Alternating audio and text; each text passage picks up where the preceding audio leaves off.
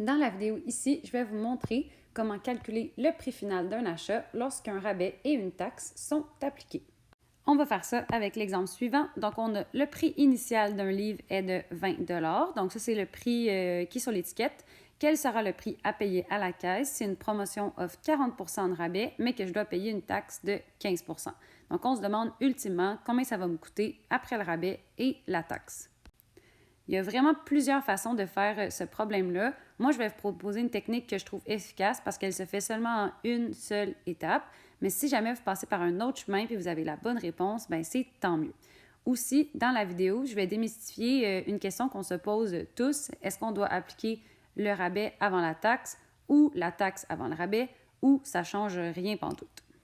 Premièrement, on se rappelle que si j'ai un rabais de 40 %, ça veut dire qu'au départ, j'étais censée payer 100 % du prix initial, qui était de 20 $, mais on m'a enlevé 40 % du prix. Donc, ce que moi, je vais payer, c'est 60 % du prix initial, une fois que le rabais va avoir été appliqué. Maintenant que ça c'est clarifié, je vais aller faire le problème en appliquant le rabais en premier et ensuite la taxe, puis ensuite je vais le refaire une deuxième fois en appliquant la taxe en premier et ensuite le rabais. Donc, au départ, mon livre coûtait 20 $. Mais j'ai obtenu une réduction de 40 %. Ça veut dire que moi, j'avais seulement à payer 60 % du 20 $. C'est pour ça que j'écris 0,60 fois 20 $. Ça veut dire que maintenant, mon livre me coûte 12 $. Maintenant, ma taxe va être appliquée sur ce prix-là. Donc, quand vous avez une réduction au magasin, il vous donne le rabais, puis après ça, il applique la taxe sur le prix réduit, bien évidemment. Une taxe de 15 %, ça veut dire que je veux payer 100 % du prix que j'étais censé payer, plus 15 % du prix que je suis censé payer. Donc, ça veut dire que je veux payer 115 % du prix que je suis censé payer.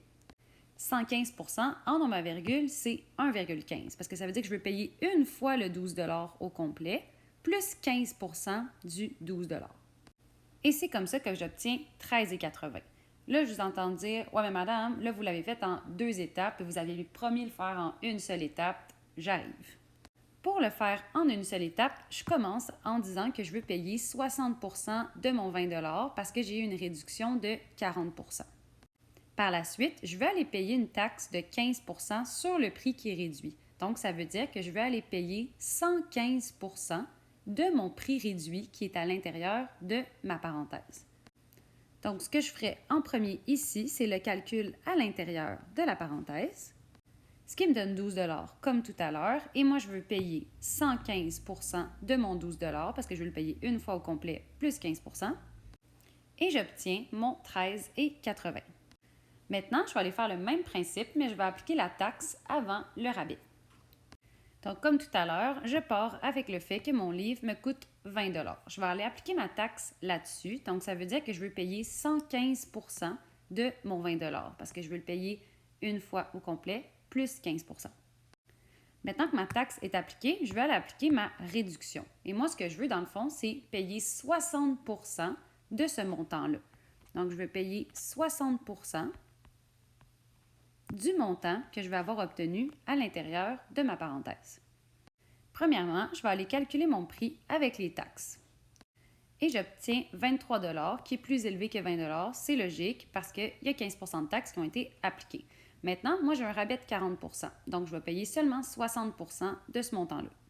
Donc, on multiplie 0,60 fois 23. Comme vous voyez, on obtient exactement la même réponse. Donc, ça ne change rien d'appliquer la taxe avant le rabais ou le rabais avant la taxe. La raison mathématique derrière ça, c'est que la multiplication, c'est commutatif.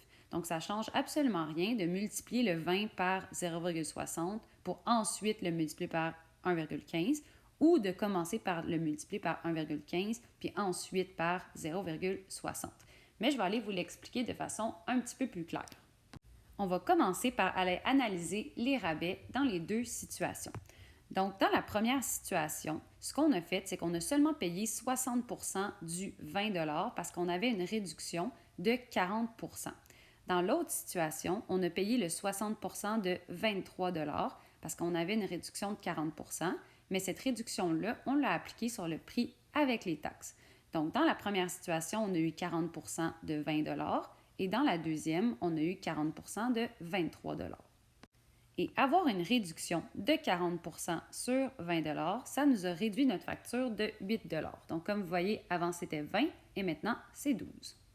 Dans le deuxième cas, on a eu une réduction de 40 sur le 23 Et ça, dans le fond, ça nous a fait sauver 9,20 Avant, c'était 23 et maintenant, c'est 13,80 Si on fait le même exercice avec les taxes, on se rend compte que dans la première option, on a calculé le 15 de taxes sur le 12 Donc, ce que ça nous a augmenté de 1,80 De l'autre côté, on a calculé le 15 de taxes sur le 20 Donc, puisque c'est un montant qui est plus élevé, on avait plus de taxes à payer, ça nous a augmenté de 3 Donc, si on résume, dans la première situation, on a moins de rabais, mais on a aussi moins de taxes à payer que dans la deuxième.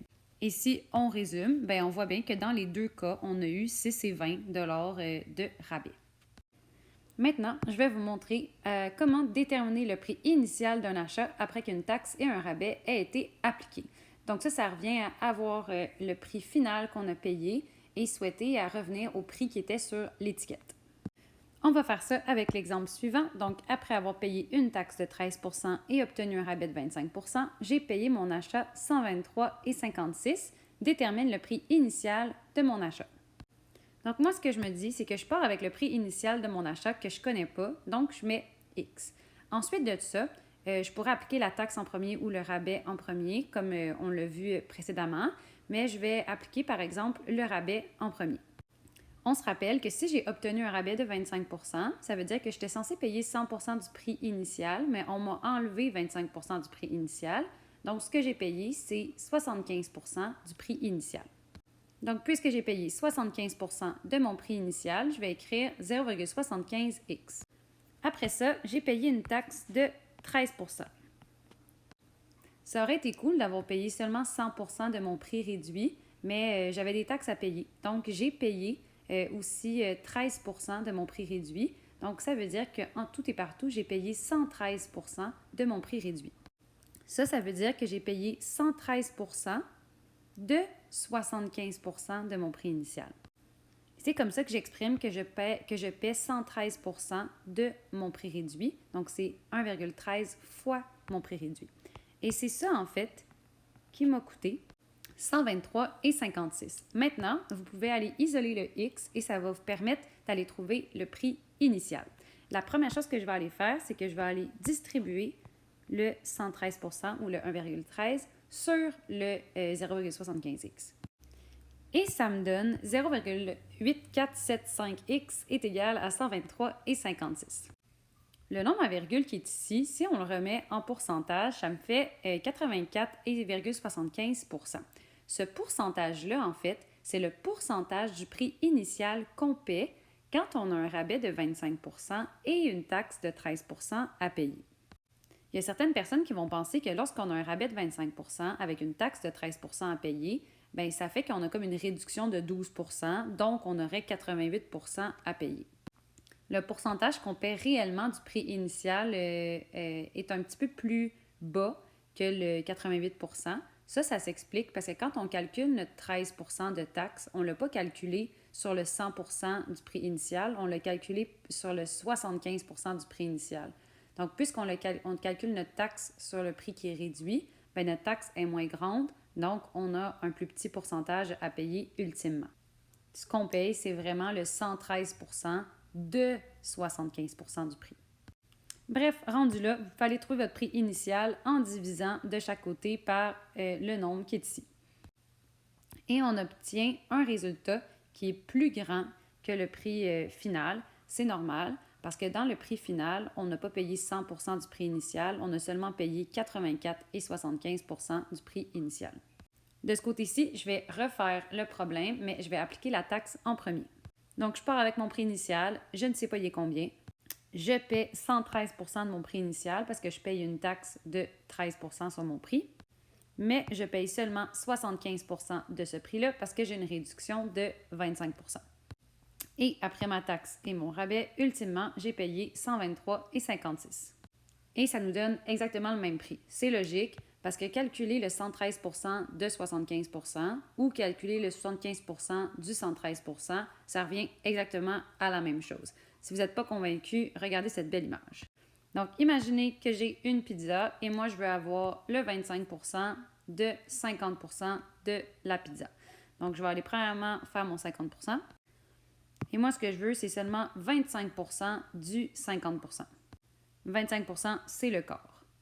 Donc, ça ressemblerait genre à ça, avoir le 25 donc le quart du 50 Maintenant, je vais faire le même exercice, mais en calculant le 50 de 25 Donc, je vais aller calculer le 25 Ce n'est pas parfait, mais ça, on va dire que c'est le quart de ma pizza. Puis moi, je veux le 50 du 25 donc je veux la moitié de mon 25 Et comme vous voyez, on arrive exactement à la même chose.